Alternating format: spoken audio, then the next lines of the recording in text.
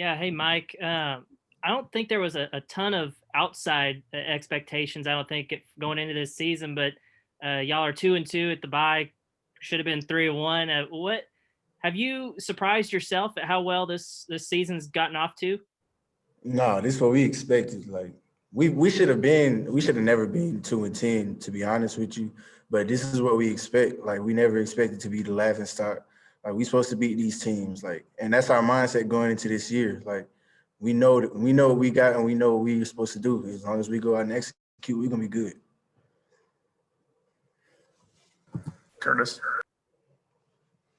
To piggyback off of that just a little bit, I mean, obviously you were a part of those teams the last couple of years. What does it mean to you just to be a part of this turnaround and to see the program get back on track?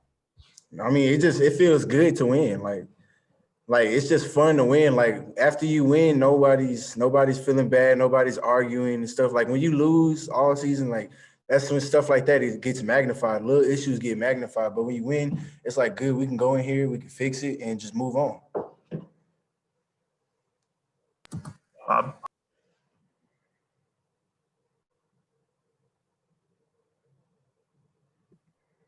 Mike, hope you can hear me there. Hey, as a receiver, how would you critique that one-handed grab that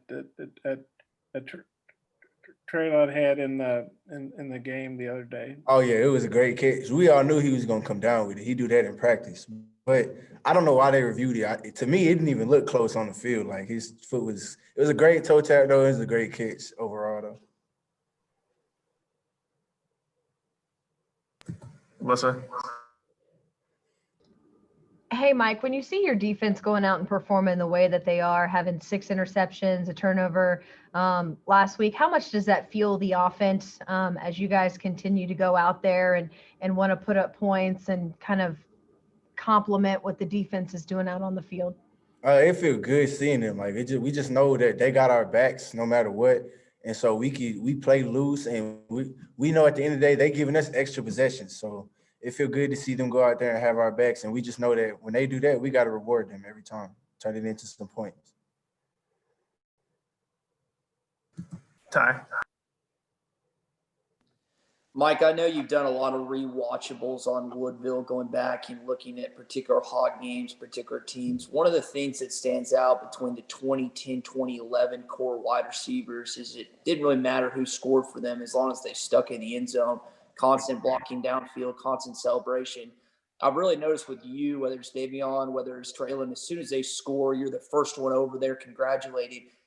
How have you been able to buy in, even though that you might not be getting as many touches as you want or as many looks and targets? How have you been able to just buy in 100% to this offense? Oh, well, we all understand as a group and as a team, like when the team eats, everybody eats regardless. So as long as everybody's eating and everybody, like if the whole team is eating and doing good, then everybody's gonna get like their chances to shine. So it ain't no jealousy or animosity or nothing. It's just like I'm happy for them. Like we work on this every day. So when we go out there and execute it, it feels great for everybody. Hutch. Mike, was there a moment during the off season or during the preseason fall camp or anything where you realized like, hey, we're going to be pretty good, we're going to be competitive, we're going to win some games? Yeah, it was early. Honestly, earlier, like when our new coaching staff first got here, like you could just tell the culture they was putting in and the strength staff once they got a hold of us and how our bodies started changing and just our buy-in during workouts. And it's like they didn't have to tell us to finish these reps. Like we was doing extra on our own. So I just knew then when we started buying in and then we moved into actually getting able to get on the field and run things, we was all buying in. Everybody's doing the extra stuff, staying after, coming in before, stuff like that. So we already knew what was gonna happen. Bob. Hey, Mike, being from Texas and you guys are going to go down and play at A&M instead of Arlington, how do you feel about playing at College Station? And obviously A&M's, won 8 straight since they got in the SEC. Arkansas's last win was in 2011, I think it was. Just what are your feelings about playing back in your home state at College Station and then trying to break that losing streak to those Well, guys? I mean, I pretty much made it clear how I feel about this game and Texas A&M in general. being from where I'm from, Magnolia, Texas, they right down the road. A lot of people go there. Out of high school, out of my high school, everybody's an A&M fan. So I feel strongly about this game and about this team, and we just got to go out there and execute once again. We're gonna be all right. Ty. Mike, I remember when Jared Cornelius used to play LSU. He took that game personally, being a Louisiana guy. It seems like you're saying the same about Texas A&M, being a Texas guy. I wonder, though, as a unit, as an offensive unit, based on how you guys have played the first four games, I think the defense is a little ahead. How personally are you guys as an offensive unit taking this road top 10 matchup against Texas A&M? Oh, we embrace every single challenge. Like every week going into the game, people gonna doubt us and people gonna say this and that. But we embrace playing these teams. We embrace whoever's across from us. We respect them, but we also know that if we execute and we do what we're supposed to do and play our game, that they can't guard us. Like nobody, in my opinion, can guard us as long as we execute.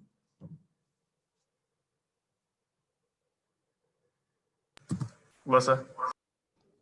Hey, Mike, like you were just saying, like this team believes, this team knows exactly what you guys are capable of inside that locker room. But what's it like now to see this program get the attention it deserves after the first four games that you guys have played, and nationally now people are, saying, hey, Arkansas is the real deal? I mean, it's cool, but we don't feed too much into that because a year ago they were saying a lot of negative things about it. So we just want them keep that same energy, stay over there. We're gonna keep working and doing what we're supposed to do, and just play our football and play to our standard every week, no matter what they say, underdog, whatever. Just play our standard, and we're gonna be fine at the end of the game. Hutch. Yeah, Mike, how is Trey Knox doing in practice? I know the season probably hasn't gone the way he had hoped. How is he doing in the locker room and on the practice field and things like that? He's doing good. He was obviously, as any player would, he's been a little down after the Auburn game. I put him to the side and talked to him like, you just got to come out and have a good week of practice, bro. Because if you practice hard in practice, you show them that you can execute that in the game, and it's just gonna up your confidence throughout the week. Get your confidence back, and make sure you're healthy. Make sure you can cut, catch, all that, and just get your confidence back throughout the week. So when you go out on game day, you're not thinking about any of that. You're just playing, and so he's feeling all right. Bob. You guys have been playing so well. Do you almost want to keep playing, or is this open date come at a good time to kind of heal up and catch your breath? I think the open date came at a great time because we're people trying to put us on like a high horse and stuff like that. But it gives us some time to come back down to earth and take some time off, get our bodies right, get some people back, and just sit down and focus on the next game, focus on A&M. And so it's a good week to get our bodies back and just get focused for the next game. Ty. Mike, prior to the season, you were talking about a number of different people say offense dogs, defense dogs, special team dogs, and you're really excited about this team. And I think a lot of people were still questioning it, but so far it's looked pretty solid. Who would you say on the roster on offense, defense, or special teams has surprised you the most through 4 games? I ain't gonna say he surprised me because I've been watching him do this for 2 years straight, but I think Jalen Cataline is having a great season. Like every time I love watching him play. Like I really be excited to go out and watch him play on Saturdays or watch him in practice or watch his one-on-one reps. Like I just love watching him play. He's a ball hawk. He flies around and he'll knock you out. So I like watching him play. Hutch. Mike, to kind of piggyback off of that, what have you thought about the way Hudson Clark has filled in, being a walk-on and everything? And has he surprised you at all, or did you see him playing like that in practice? Oh yeah, he's another one that I seen in practice. Like he's a walk-on, and like last year he didn't get a lot of opportunity, but when he was out there, it's like when you run your route, you're like, okay, like he's one of those guys that you see that out of him in practice, and once you seen him in this fall camp, he just kept progressing. Like last year, he took scout team real serious, and that made him a lot better. And he takes all his reps serious. So when he got in the game, he was already ready. Like he wasn't thinking or nothing. He was just playing fast and doing exactly what we expected him to do. So. Does anybody have any more for Mike? I got one more. Go ahead, Bob.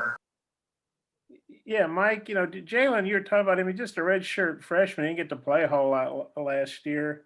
But he seems like a team leader. Hudson talked the other day about he kind of took him and Kari under his wing. Is Jalen one of those guys that's kind of older, plays older than he really is? Yeah, for sure. Definitely on the field. Like, he just has a savvy about him. Like, he knows how to get to the football. Like, every time you look up, Jalen Catalon is making a play on the football. Either he got the ball or he stopped us from getting it or something. He's just all over the field, like, every time you look up. So. We kept hearing in camp last year he was making all these plays and then he wouldn't play. And, of course, we're not at practice. As a player, were you kind of like, why isn't this guy playing more? And how good is it that he's playing and he's such a key guy now? I mean, we leave that up to the coaching staff. But, yeah, we were seeing him in practice, like, making a whole lot of plays. Like I said, he's been doing it for 2 years straight. So he's a baller. How good is it to see him out there getting to make plays in games now? It's great because, like I said, we all been waiting on to see him play. Like, everybody was excited to see him play. And he's just living up to the expectations. Thanks. Ty? Mike, you mentioned he'll knock you out. I'm assuming you've been on the other side of some of those hits. He had the big hit on DeJuan Mathis against Georgia, big hit on Elijah Moore against Ole Miss. Would you say he's probably the hardest hitter on this football team? I don't know. He ain't never hit me like that. Thank you to whoever's watching over me, but he ain't never hit me like that. But I've seen plenty shots that he's giving people. But he's definitely one of our most exciting players to watch, in my opinion. All right, anybody have any more for Mike? All right, thanks, Mike. Appreciate y'all.